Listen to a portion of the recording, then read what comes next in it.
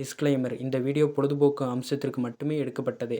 யாரையும் புண்படுத்தும் நோக்கத்திற்கு அல்ல. Welcome to screen Tamil channel. இன்னைக்கு நாம ஒரு கேரக்டர் ஆர்க் ஸ்பாயில் ஆன படங்களை பற்றி பார்க்கலாம். அதாவது ஒரு படத்தோட கேரக்டர் பார்த்தீங்கன்னா படம் முழுக்க ஒரு கொள்கையை பிடிச்சி தொங்கிட்டு இருக்கும். ஆனால் அந்த கேரக்டர் அந்த கொள்கையை ஃபாலோ பண்ணியிருக்காது. ஸோ இதுவுமே கேரக்டர் ஆர்க் ஸ்பாயிலில் தான் வரும். ஸோ அதை பற்றி இன்றைக்கி நம்ம பார்க்கலாம். அதுக்கு முன்னாடி சேனல் சப்ஸ்கிரைப் பண்ணிவிடுங்க. அப்போ தான் நாங்கள் போடுற வீடியோக்களை உங்களால் உடனுக்குடன் பார்க்க முடியும். ஃபஸ்ட்டு நம்ம பார்க்க போகிறது ஜெயிலர் மூவியில் இருக்கக்கூடிய முத்துவேல் பாண்டியன் கேரக்டர் தான். இந்த கேரக்டர் பார்த்தீங்கன்னா படம் முழுக்க நீதி, நியாயம், நேர்மைன்னு பேசிக்கிட்டே இருக்கும். ஒரு கட்டத்தில் அவருடைய பையன் நேர்மையான அதிகாரி இல்லை, ஒரு ஃப்ராடுன்னு தெரிஞ்ச உடனே அவருடைய பையனையே கொல்ற அளவுக்கு போயிடுவார். அந்த அளவுக்கு நேர்மையான அதிகாரியாக படத்தில் மட்டும்தான் சொல்லிட்டு இருப்பாங்க. ஆனால் ஒரு இடத்துல கூட அதை காமிச்சிருக்க மாட்டாங்க. ஏன்னா படத்தில் பையனை விட அப்பந்தான் அதிகப்படியான ஃப்ராடுத்தனம் பண்ணுவார். இல்லீகலாக கன்ஸ் வாங்குவார், ராபரி பண்ணுவார், அதுக்கு மேலே போய் ஒரு 2 பேரை கொலை பண்ணுவார்.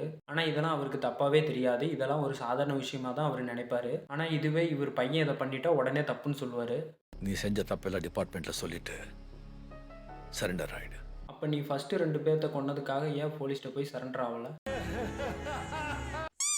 நாம் ரெண்டாவதாக பார்க்க போகிற கேரக்டர் அனிமல் மூவியில் வர ஹீரோ ரான் விஜய் கேரக்டர் தான். இந்த கேரக்டர் பார்த்தீங்கன்னா அக்காவோட புருஷனை கொன்னுட்டு அக்கா கிட்ட போய் நீ இன்னொரு கல்யாணம் பண்ணிக்கோன்னு சொல்லி அட்வைஸ் பண்ணுவார். இப்போ உனக்கு என்ன வயசு? 39. வேற கல்யாணம் பண்ணிக்க. இந்த வாட்டி உனக்கு பையனை நான் தேடுறேன். அது வந்து கரெக்டு தான். ஒரு பொண்ணோட ஹஸ்பண்ட் இறந்ததுக்கப்புறம் அவங்க விதவையாகவே இருக்குன்னு அவசியம் கிடையாது. அவங்களுக்கு விருப்பம் இருந்தால் அவங்க இன்னொரு கல்யாணம் பண்ணிக்கலாம். ஸோ இந்த விஷயத்தில் ஹீரோவை நம்ம பாராட்டலாம். ஆனால் அதுக்கும் அடுத்த சீனே பார்த்தீங்கன்னா ஹீரோ ஹீரோயின் கிட்ட நான் திரும்பி வரலன்னா நீ இன்னொரு கல்யாணம் பண்ணிக்காதுன்னு சொல்லிட்டு அவர் பாட்டுக்கு கிளம்பிடுவார். கீதாஞ்சலி, நான் திரும்ப வருவேனா இல்லையான்னு தெரியல. But if I don't come back, இன்னொரு கல்யாணம் பண்ணிக்காத. இங்க எனக்கு போட்டுருக்காதுவும் ஆமாண்டா. என்னடா இது நியாயம்? உன் அக்கா மட்டும் 2வது கல்யாணம் பண்ணிக்கலாம், ஆனால் உன் ஒய்ஃப் மட்டும் பண்ணக்கூடாதா? இதுக்கு பேர் தான் தற்குறிங்கிறது. நம்ம 3வதாக பார்க்க போகிறது அருள் மூவியில் வர அப்பா கேரக்டர். இந்த கேரக்டர் பார்த்தீங்கன்னா தன்னுடைய பையன் ஒரு தங்க செயினை திருடிட்டான்னு சொல்லிட்டு அவர்கிட்ட பேசவே மாட்டார். 2 செயின் திருன்னு 8 செயினை விட்டு போயிடுவானா? தெரியலப்பா. வித்து திருட்டேன்னு சொல்றான்.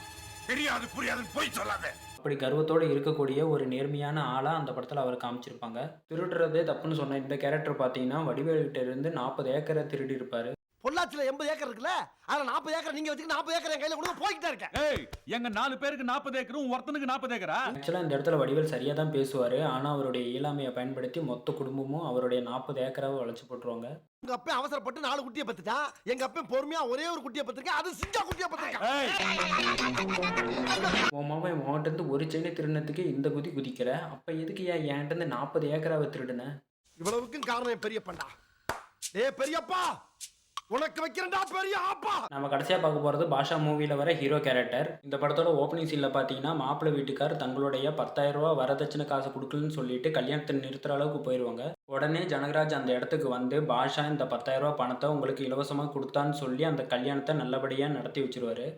ஆட்டோக்காரனுக்கு ஒருத்தனுக்கு கஷ்டம்னா நம்ம எல்லாருக்கும் கஷ்டம்னு சொல்லி மாணிக்கண்ணை இதை கொடுத்து அனுப்புனாரு. ஆனால் அடுத்த சீனே பார்த்தீங்கன்னா தாமு பாஷா கிட்ட போய் 1000 ரூபா தன்னுடைய தங்கச்சி கல்யாணத்துக்காக கடன் கேட்பாரு.